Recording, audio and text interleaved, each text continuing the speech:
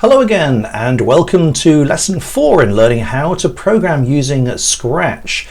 In the last video we looked at something called a data type known as a string, and in the previous videos we've also looked at creating a very simple program, this one here, where we got our sprite in Scratch to say hello, ask us our name, and then said our name back to us. If I just demonstrate this program quickly here, there we are, it says hello. And then if I just get rid of me for a moment, I can write in there my name and click the blue tick down here, and she will say hello Justin, like that. So we're able to have her receive information from us and then output that information. But the problem is that that information is stored in this little box here called answer. So whatever we type in is stored in that little box called answer. But what if we wanted more than one bit of information? We can't have more than one answer. Whatever we enter the second time will kick out whatever was in that answer box the first time and replace it. So we'll lose that first bit of information. What if we wanted 3 bits of information, 10 bits of information, and so forth? If we only want one, then this answer tool is fine. But if we want more than one, then we need to use something called a variable. Variables are simply boxes, if you like, inside the computer where we can store a single bit of information. In fact, a variable is in the computer's memory, something called RAM. And inside the memory there are millions of these little boxes, and we can store bits of information. Numbers, it could be images, it could be words, it could be music, all sorts of different things can be stored in the computer's memory. And we can store our own bits of information in variables. And a variable is just simply a block of these little boxes with a name on. So we can label the box and say, put this bit of information in there. Let's see how we would change this program and instead of using this answer, use a variable. So what I'm going to do is drag this block down here. We will use this again in a bit, but I'll leave it for the moment. And I'm going to drag the answer out because we won't actually be using that in this sentence here. So we're going to begin when we click the green flag by saying hello and then asking our name. And rather than storing that name in this answer box, we'll store it in a variable that will just be used to store our name. And if we want anything else, like our favorite color, we'll store that in a separate variable or a separate box.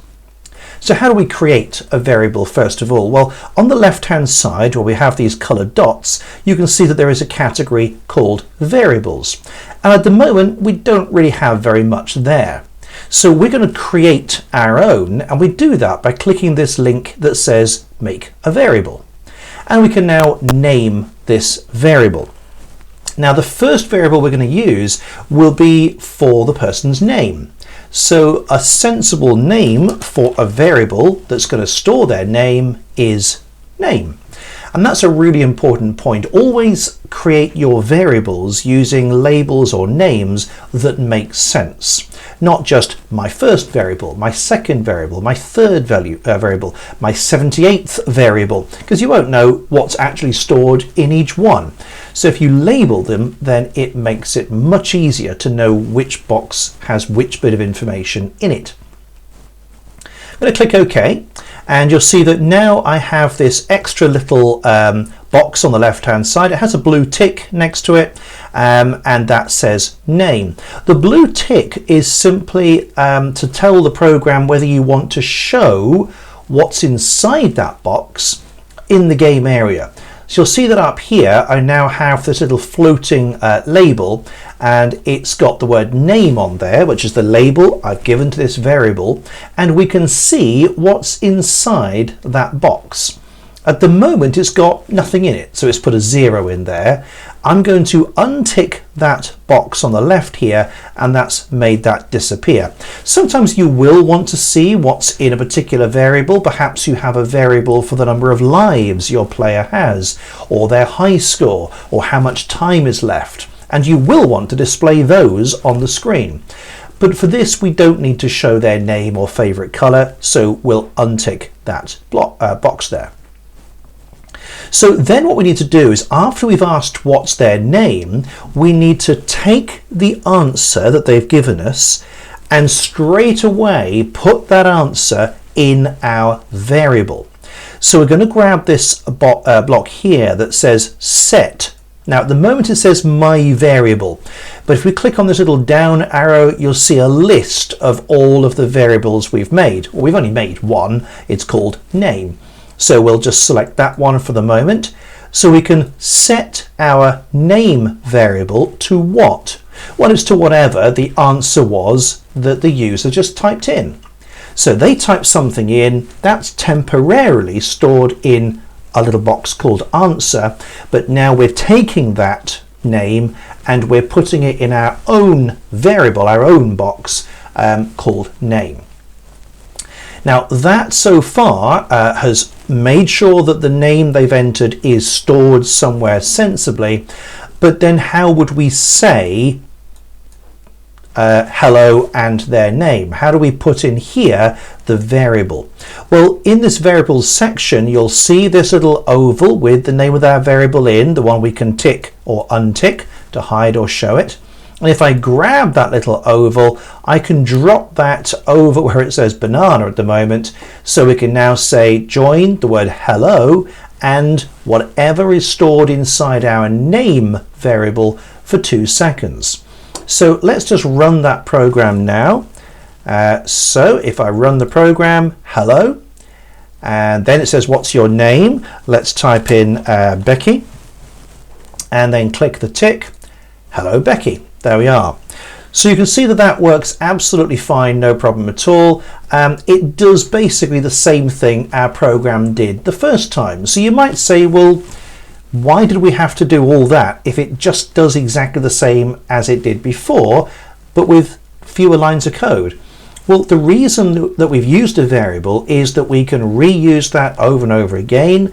We can have more than one variable, which we can't have with answer, and we can start combining them later on. Let's see how we can do that. So what I'm going to do is get rid of this say, join, and everything there. I'm going to get rid of that for the moment. We've asked what's your name and then waited. The name goes into our name variable, but then what I'm going to do is right click on this blue block here and duplicate it to get a copy of those 2 blocks there. And I'm now going to say what is your favorite color? So what is your favorite color?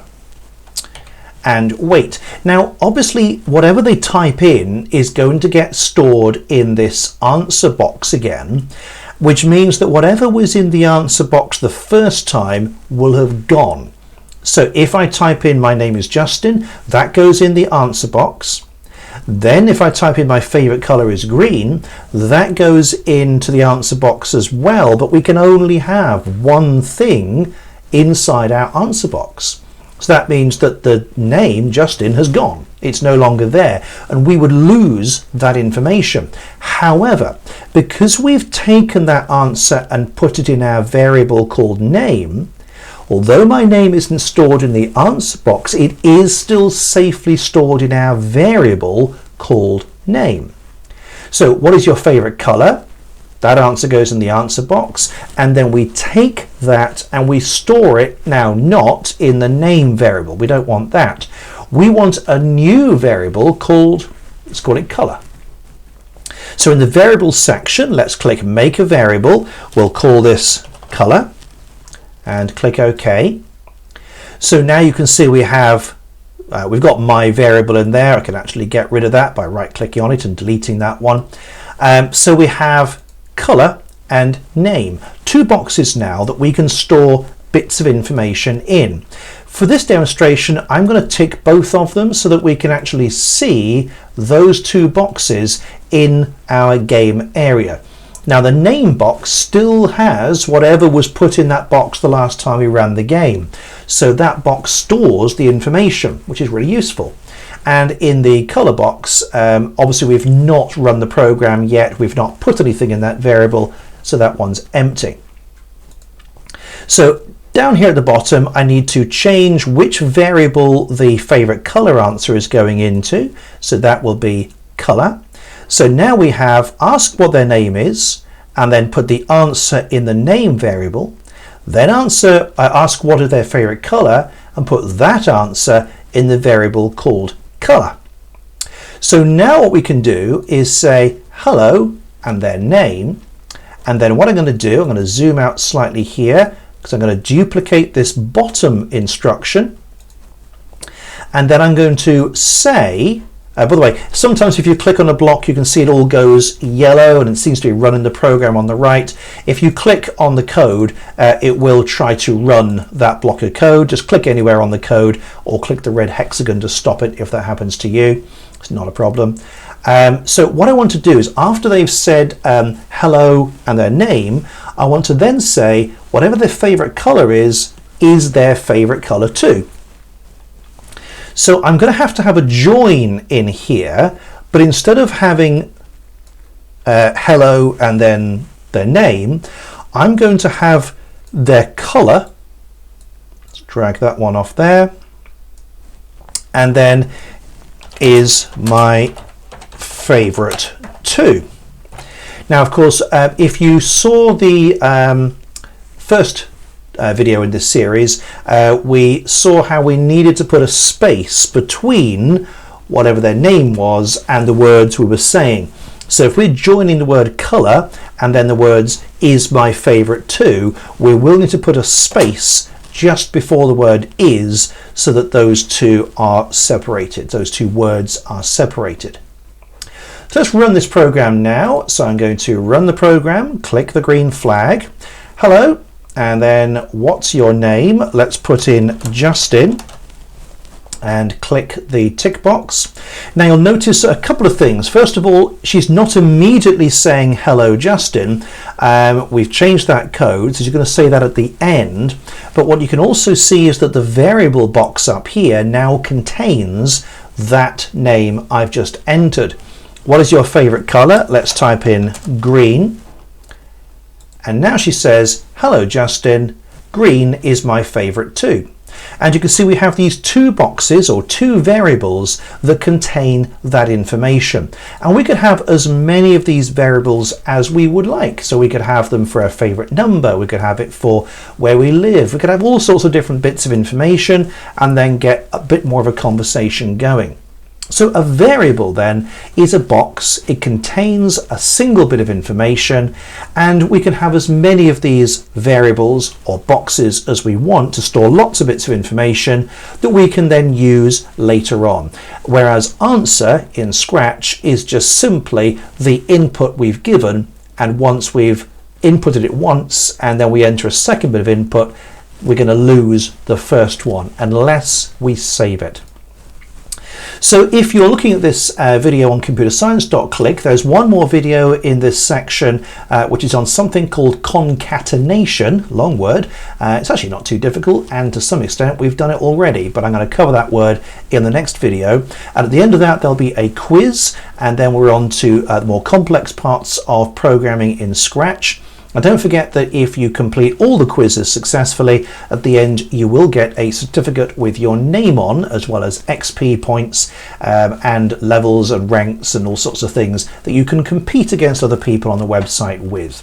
So head over there if you haven't already. If you are on the TechTrain website, then obviously you can subscribe and then you keep up to track with all the new video tutorials as they're released.